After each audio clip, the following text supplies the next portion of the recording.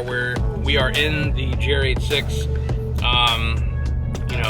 and we're here to test out the JBL Basspro hub subwoofer.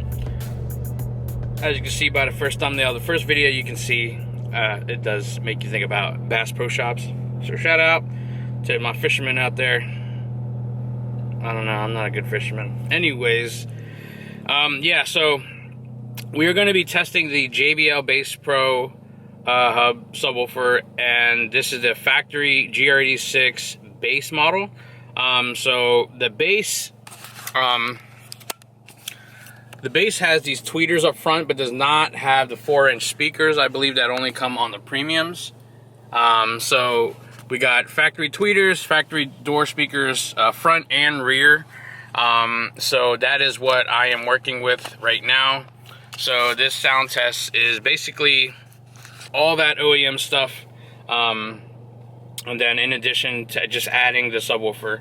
The whole point of getting this JBL subwoofer, I mean, the thing I like about powered subs is that they're all in one unit, and they come paired with an amp and a speaker and enclosure. It's all in one. So I love the simplicity of that.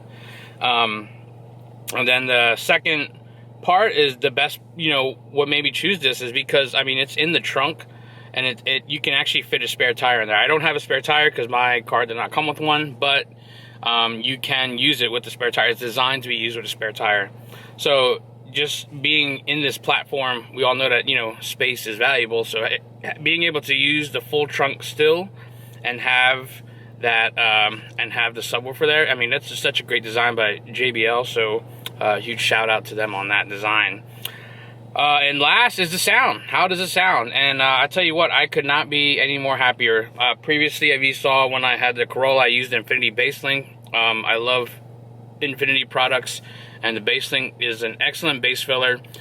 This is my first JBL product that I'm testing, so I'm very excited, and I'm very happy with the product. So I'm just going to show you what I currently have my sound settings at, and then I'm going to show you what I have the settings set on the remote on the JBL. So this is where I have my settings at. So as you can see, the gain is a little bit over half. My bass boost is also about under half, and then I have my low pass filter pretty much all the way down to 50. And then as far as my phase, I have it pushed down to 180. This sounds good to me, so you'll be able to configure this how you want. But just follow JBL's instructions and see what you do. But this is what I have it set at, so you can start this as a baseline and then go from there. But other than that, very happy. This is where I'm set at. For the sound, I actually have everything off. So all these audio enhancements, sound restore, virtual bass. I guess I have virtual bass on low. Dynamic beat. All this stuff I have is off. Oh, yeah, that's for auxiliary. So we're going on the sound customization, balance fader. I just have it all right there in the center. This voice image control, I don't even know what that is. But the equalizer, this is where I have my sound settings for me personally. I always like to have pretty high treble. The mids I kind of leave right in the middle, and then I just like a little bit of bass, so I put this at around 4. So this is what the sound settings are at. But however, when you are configuring, when you're first setting up the JBL subwoofer, you want to put these all flat and even when you do that, when you configure, and then after that you can fine tune from here once you're all done. But as far as my settings go, bass is 4, mid 0, and I have the treble set the highest. Alright, so let's check out the song that I have. Let's see. Listen to some Deftones. Had some Alice in Chains going, but we're going to listen to this song here. Alright, here we go. Usually I listen to my music around 20 to 25, so this is about 20.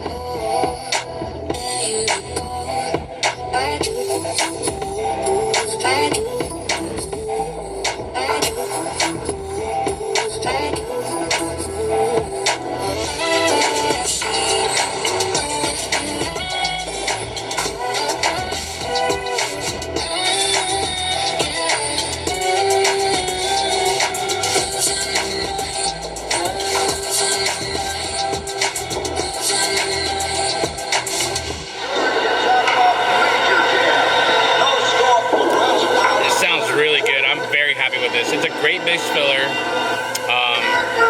As you can see, I mean, it just sounds so much better, and that's not even touching the tweeters or the speakers yet. So I can't wait to get this OEM Audio Plus. It's about 23 right now.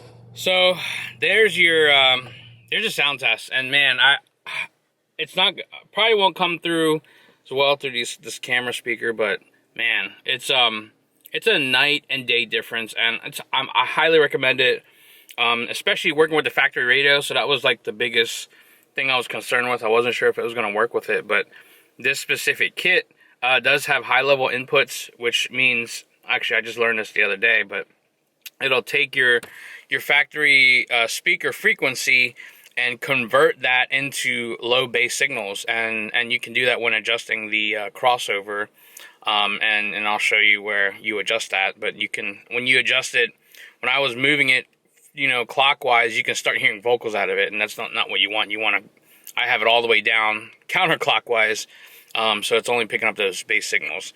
So great technology. Didn't have to use the RCA cables, no LOC converter. So yeah, and then last, of course, huge shout out to Nick again. Nick is the man. He actually has his own construction business. It's straight from the Virginia area. Make sure you hit him up.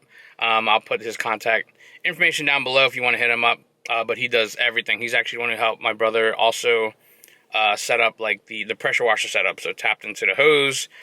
You know, we mounted everything. So yeah, it's well-rounded. You know, he just knows everything. So, but yeah, so other than that, I am, you know, very happy with this, and you know, it's just great. It saves space. You get good bass. Works with a factory radio, and I mean, there's not much to complain, man. Because this car deserves, you know, you drive. I mean, I drive in this every day, so you know, and I love music. So being able to experience music and always have that. This, you know, that good driving experience, this definitely adds to it. And in addition, you know, I know OEM Audio Plus is working on a full integration kit, you know, that kind of mounts to the side, and I believe it's usually like an 8-inch sub that came in the first gen. So I don't know how that will sound, but I'd be interested to try it out to see how it compares. But right now, I look forward to getting the OEM Audio Plus front speaker kit, and I don't know if they do a rear, but it's definitely the 2 tweeters and the 2 front speaker. So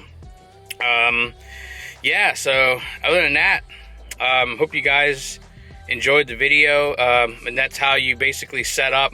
JBL includes all the information on how to set everything up, so they did a very good job with that. So just follow those instructions and kind of fine-tune to your taste, and then find what works best for you. But once again, shout out to JBL for such a great product, and then also my buddy Nick for helping me get this wired and fine-tuned, and just making it real clean. But yeah, so hope this helps out you guys, to all my fellow bass owners. This may work for the premiums. I'm not sure, because the premiums do have that trunk amp in the back, so it may be slightly easier. I don't know, but I don't see why this would not work, especially if you're using this JBL Basspro, because it's got the high level input. So, but yeah, if you do have a premium and you did go this method, let us know below if it works for you, just so the community knows. And then also still have the thread on GR86.org, just kind of going over, and I'll try to keep that updated and as detailed as possible. So if you guys are looking to do this, you have a you have an idea of what to do to get it done.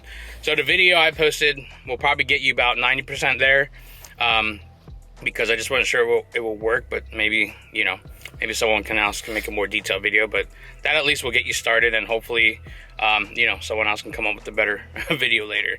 Anyways, hope you guys doing well, and congrats on adding bass to your bass.